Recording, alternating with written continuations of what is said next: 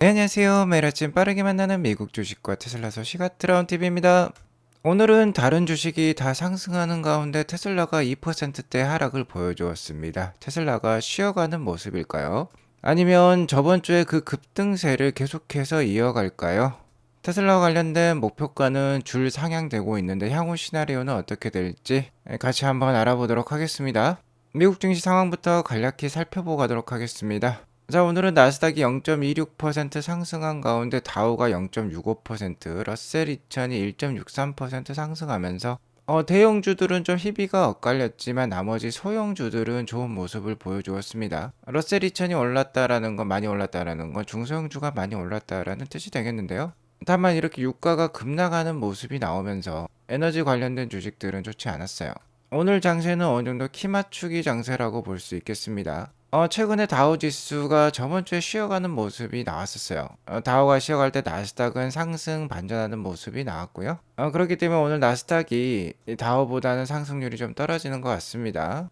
아무튼 지금 미국 정시 전반적인 상황은 그렇게 나쁘지 않은 상황입니다. 오히려 좋다라고 볼 수 있겠어요. 현재 글로벌적으로 지정학적 리스크로 남아있는 건 이란과 이스라엘의 분쟁이라고 볼 수 있겠는데, 이스라엘이 이란에 대해서 보복 공격에 나섰습니다. 하지만 핵 및 석유 시설을 제외한 일부 군사 시설만 타격을 했어요.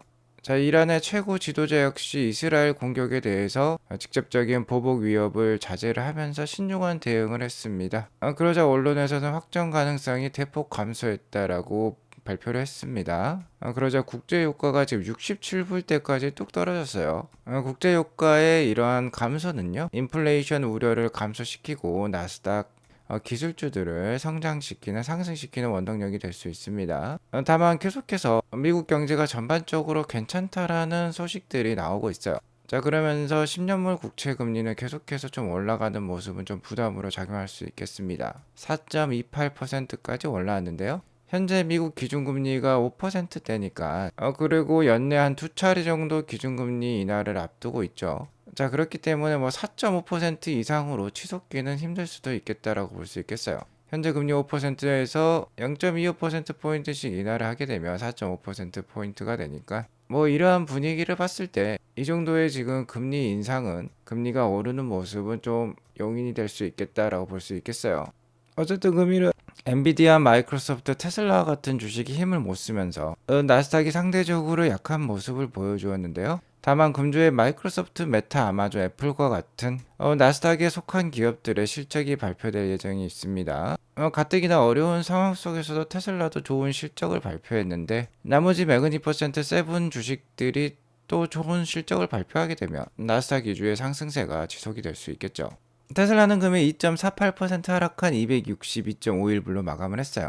일단 보시면은 일봉 차트에 볼린저 밴드 상단에 최근 접하면서 충분히 쉬어갈 수 있는 모습이 나올 수 있겠습니다. 자, 일단 전고점이 271불 정도였기 때문에 270불대 초반에서는 좀 쉬어가는 모습이 나올 수도 있겠어요. 워낙 한 번에 저번 주에 뭐 22% 넘게 올랐기 때문에 당연히 쉬어가는 흐름이 나올 법합니다. 미국 대선이 11월 5일로 코앞으로 다가온 만큼 이제 대선 결과에 따라서 단기적인 주가 향방은 정해질 것 같아요.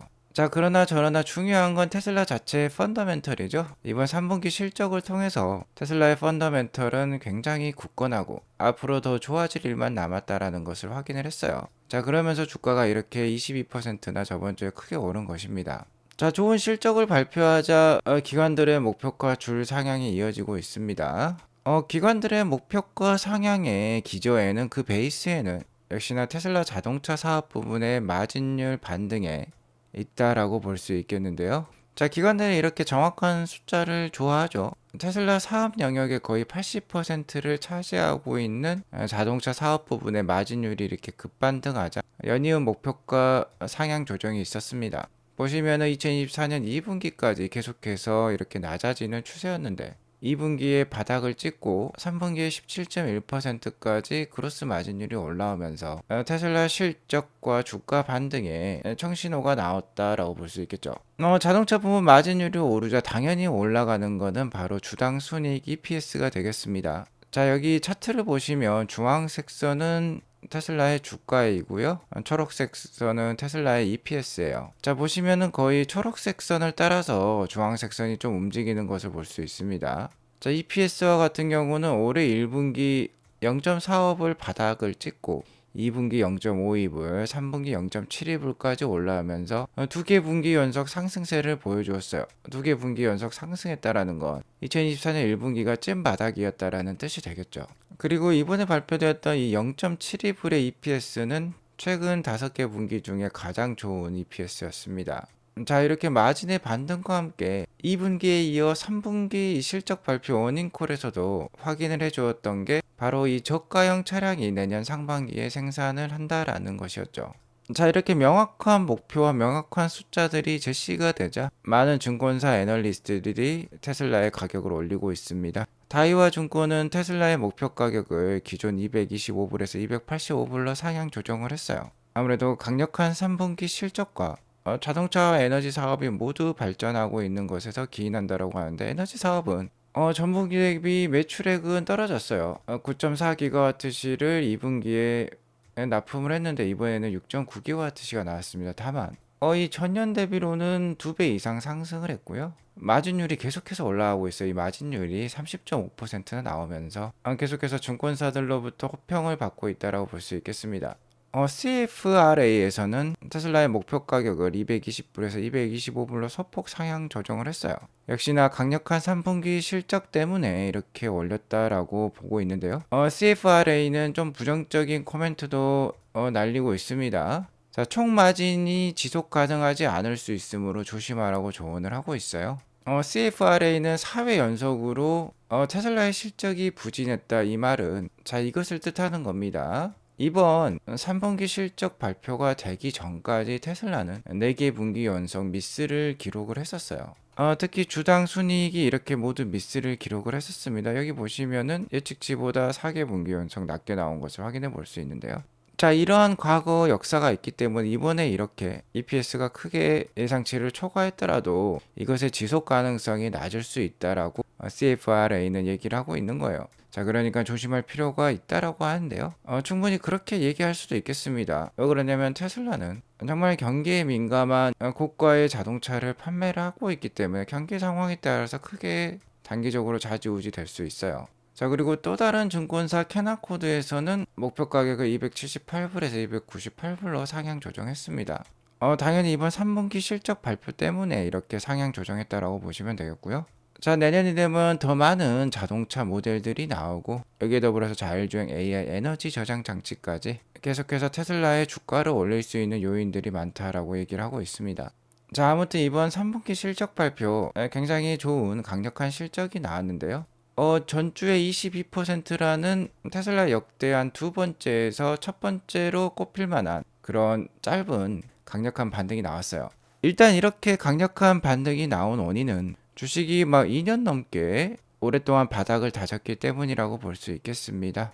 전에 돈나무 누나도 이런 얘기를 했죠. The longer the base, the bigger the breakout. 자, 바닥을 오래 다지면 다질수록 더 큰 급등세가 나올 수 있다라는 뜻이 되겠는데, 일론 머스크도 여기에 대해서 사실이라고 답변을 달아주었어요. 즉 테슬라 주가가 이렇게 2년에서 3년간 하락과 행보를 오랫동안 해왔는데, 이 동안에 뭐 엔비디아라든지 나머지 빅테크 주식들 나스닥의 상승이 컸었죠. 올해 쉰 만큼 한 번에 반등할 때 크게 올랐다라는 뜻이 되겠습니다. 자, 최근에 270불대까지 오르면서 이렇게 큰 장기 저항선을 지금 뚫으려고 하고 있어요. 자, 무엇보다도 이러한 상황 속에서 테슬라의 EPS라든지 이런 마진율 펀더멘털이 나아지고 있기 때문에 일단은 단기적인 이슈, 특히 미국 대선과 같은 이슈에 좌지우지 될 수 있겠습니다만 전반적으로 우상향하는 추세가 나오지 않을까라고 생각이 들고요.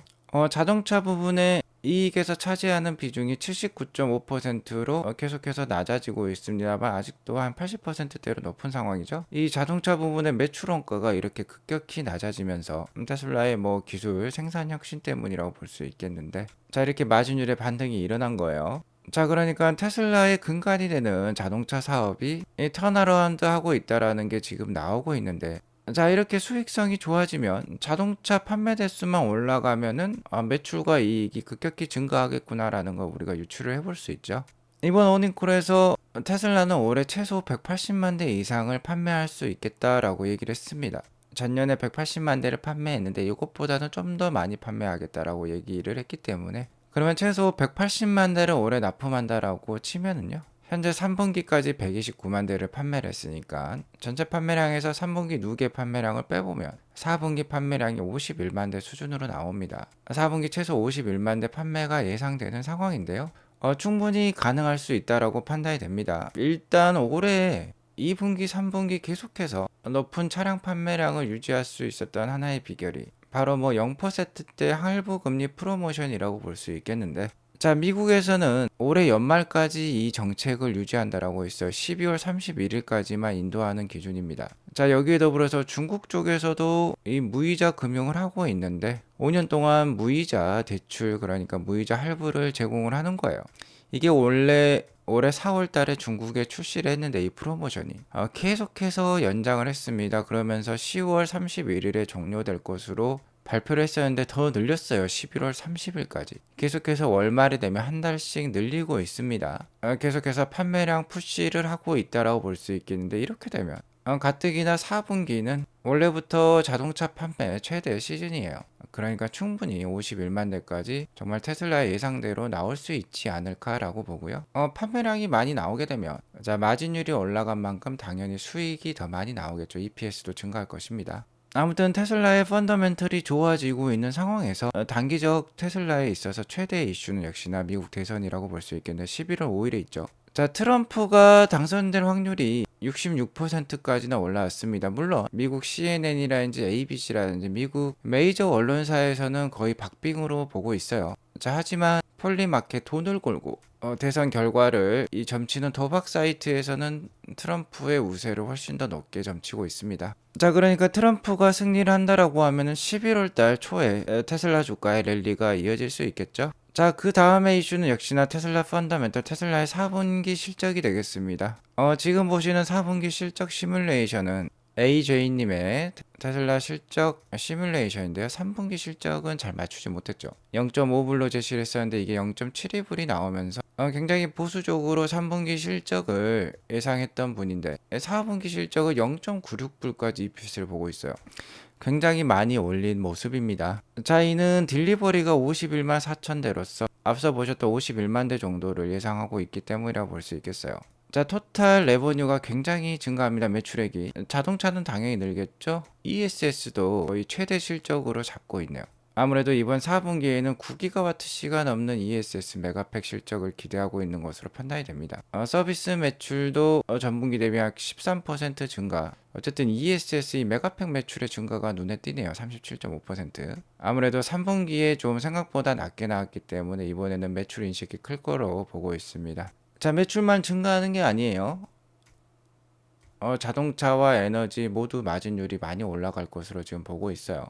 자, 하지만 여기 보시면은 운용 비용은 3.5%밖에 전분기 대비 증가하지 않습니다. 오히려 전년 동기 대비 낮아지는 모습까지 예상을 하고 있어요. 아무래도 2분기에 구조 조정을 대대적으로 단행을 했기 때문에 운용 비용이 좀 감소할 것으로 보고 있습니다. 그러니까 매출액과 매출액 마진율이 증가하는 가운데 운용 비용은 오히려 제자리 걸음 수준을 보여주니까 전반적으로 모든 마진율이 상승을 하면서 EPS가 0.96%까지 나올 수 있다라는 결론에 도달하는데요. 충분히 가능한 시나리오라고 판단이 됩니다. 자, 이러한 모습을 보면 계속해서 테슬라의 앞날은 좀 밝아 보이고요. 4분기 실적 발표가 끝나면 이제 2025년으로 돌입을 할 건데, 모델 Y 리프레시가 거의 개발이 끝마쳤다라는 소식들이 계속 나오고 있어요. 현재 뭐 중국, 미국, 유럽 할 것 없이 테스트 중에 있는 것으로 알고 있는데요.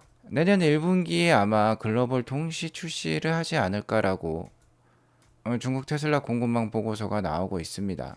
그러면 다시 한번 내년에 판매량 상승에 도움을 줄 수 있겠고요. 모델 Y 리프레시가 나오면 다음 타자는 역시나 이 저가형 모델이 되겠는데, 일단 내년 상반기에 지금 생산을 스타트하기로 테슬라는 약속을 하고 있죠. 자, 레이어드님에 따르면 이 어포더블 카는요, 모델 2가 아니라 모델 Q라고 합니다. 자, 만약 모델 2가 되면 모델 3의 좀 작은 모델이 되겠죠. 숫자로 지금 끝나기 때문에. 그러니까 작은 세단형 모델이라고 볼 수 있겠는데, 이번에 그러니까 내년 상반기에 생산을 스타트할 어포더블 카는요, 모델 Y의 소형 버전 즉 CUV라고 합니다. 그러니까 Y 다음에 Q가 되겠죠. 숫자가 아니라 알파벳으로 이어진다라고 보시면 되겠어요. 그래서 모델 Q가 된다라고 합니다.